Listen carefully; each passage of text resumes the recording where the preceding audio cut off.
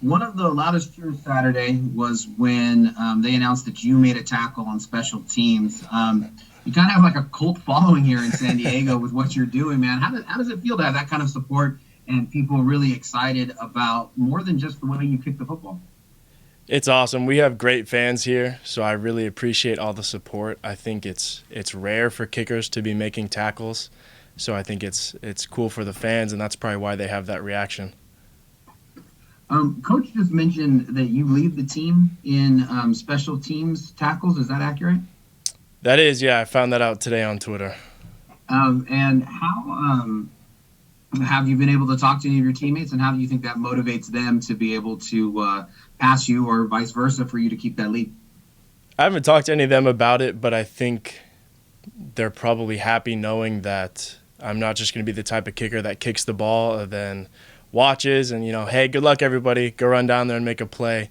That, I'm there with them, and off the off chance that the returner gets by some of them, I'll be able to fill a hole. And congrats on winning the Mountain West Player of the Week, Special Teams Player of the Week award. What does that honor mean to you, and in the scope of a season, when you see that come across? Thank you. It's a huge honor because we have a lot of talented players in this conference, special teams especially. So it's a huge honor to be named amongst all of them, and it's always good to just have San Diego football in the media. Good to just keep us out there, keep us relevant. Coach just said that you were the best player that he's ever landed in the recruiting process for San Diego State. What would that mean to you to hear that coach speak? I don't know if you heard it, but what does that mean to you that he would think that highly of you? That was Coach Deek? It was, yeah. Okay. That's awesome. He hasn't told that to me, but that's just a huge honor. I've loved my time working with him. I've never had a coach that is more hardworking, and I've never had a coach that cares more about his players. So the time I've spent with him it's been awesome. Just feeding off of his hard work. Just really grateful to play for him. And then just going into that recruiting process, how close were you to going to Montana? I don't think I was ever going to go to Montana, to be quite honest. I'm sorry. I love it here, San Diego, born and raised. For a long time, I didn't know I was going to get a scholarship here. It was kind of up in the air. They wanted me to gray shirt, stuff like that. But I got a call during class, actually, in high school. And when they offered me the scholarship, I knew I was going to come here. Thanks so much, and congratulations again. Thank you. Thank you, Paul. We'll go to Troy. Hey, Matt, congrats on the weekly honor. I want to go back to your tackling and your coverage on punts, especially. Did you have a philosophy coming in of being more than a punter or kicker and more of a football player? And if so, what is your philosophy on that? I wouldn't say I really had a philosophy on it. I played a lot of sports growing up. In high school, I played football, soccer, and track. So it was a transition to come here at first and just kick and punt. I don't know. It's just something that I love doing, and I love being out there and really feeling like I played football. After the game at Utah, I had cuts and bruises everywhere, and it was awesome. I haven't had that since high school. So it really just feels like I'm actually playing football versus just kicking and punting. That makes sense. Remind me, in high school, Matt, what other positions did you play in football? I played receiver a little bit freshman year, then sophomore year when I got pulled up to varsity, I would only really play at practice. But junior year dealt with an injury, so I didn't play on the field then either. And senior year I played corner. Cornerback. Do you play a lot of corner? I did. Yeah, I was a starter. So the tackling skills that you had kind of coming in, and is it exciting to do that and kind of be, you mentioned how excited you were to have the cuts and bruises, but in the play to make a play like that, how much fun is that for you? It's awesome. I can't even put it into words. I'm just grateful for it. And Coach had mentioned this, and I apologize, I'm not familiar with the story, but he said something about you and your dad working together a lot on your hunting and kicking skills. Could you just share the background that you have working with him and how that is? My dad, it was soccer actually. My dad would take me out to a field by our house, and I would kick ball after ball. He would make me use both my feet too. So a little unknown skill I have is that I can punt and kick with my right leg pretty well. I've hit a 48 at practice this year with my right leg. So I don't know if that will ever come into play, but if it does, I'll be ready. So like if a broken play and you're running to your right and you got to get it off, you could do that. Yeah, that was the reason I started practicing it, because it's very hard to run to your right and punt with your left leg. It's almost impossible. So yeah, if that ever happens, I should be able to get a decent punt off. Right on. Congratulations, and thanks for your time, Matt. Thank you. Great, thank you. And we'll go to Kirk.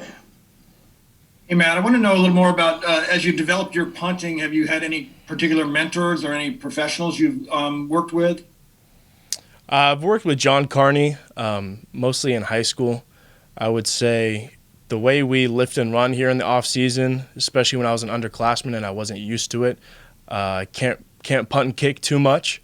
So, and then by the time we get to season, we're kicking enough here that I don't want to go and kick elsewhere. So I haven't had a whole ton of mentors like that, but in high school, John Carney was a huge part in my success.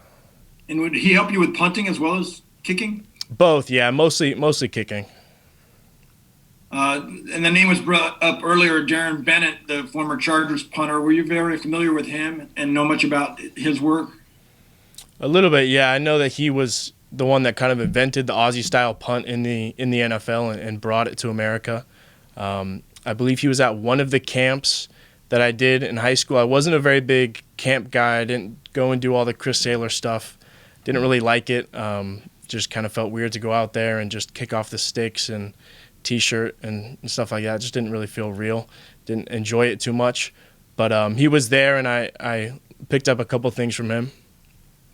With the Aussie style of punting and what they try and do, have you picked some of that up from like watching YouTube, or what's the best way to kind of pick up that style?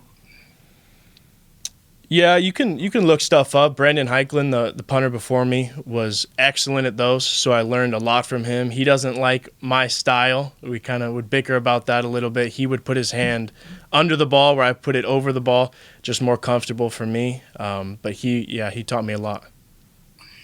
And then doing both, what's the most difficult thing between going back and forth between both for you? Just keeping my leg healthy throughout the year. That's been on my mind more this year than any other year. I have to limit my reps in practice and limit my reps in warm-up during the game, and then into the net, I maybe hit one ball a drive. That's just something that's been a little bit of a challenge, but I've been figuring it out. And just the mechanics of doing the two different disciplines, by doing both in the same game, does that make it more difficult to go from one to another, or is it just like, when you're out there, what's at hand, and so it's not really a thought? It's not much of a thought at all. I've been doing it for a very long time, so I can just kind of go back into muscle memory.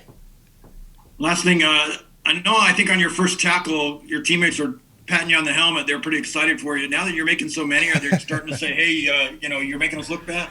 No, nothing like that, but I think they're somewhat used to it now. All right. Thanks a lot. Thank you. Thank you, Kirk. We'll go to Derek. I'm still trying to figure out how Zoom works after a year and a half. Matt, when you have the touchbacks on kickoff, that's a good thing. You did have one touchback to completely nitpick, and one touchback on a punt. When you have something like that, how much does that kind of eat at you? At that distance, not too much, because we still netted 48 yards, and our goal here is to net 40 on every punt. So I can't complain about that too much. That's kind of a range for me where I don't feel comfortable doing the Aussie-style punt because that might not go far enough. But if I do the traditional turnover punt and I hit a bomb, it will go in the end zone. But if we're still netting 48 yards, I can take that. When's the first time you hit that bomb where you realized, I might be good at this? Are you talking in games this season or ever? Oh, just the first time you just unleashed one. I mean, was it in high school? Was it at a camp? Was it ball just fly 60 yards in the air? You're going, wow, I didn't know I had that in my leg. I'd say freshman year of high school, comparing myself to the other punters at that age, I kind of knew I had something special.